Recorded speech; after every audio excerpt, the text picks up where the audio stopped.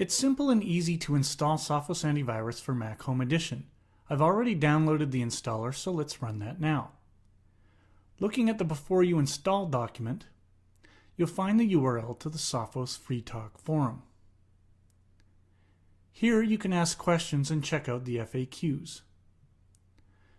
So let's run the installer. We've made this as easy as possible for you. All you need to do is step through the installer, review the license agreement, agree to the terms and conditions, and continue with the installation. You'll need to enter your user ID and password to allow the installer to do its job.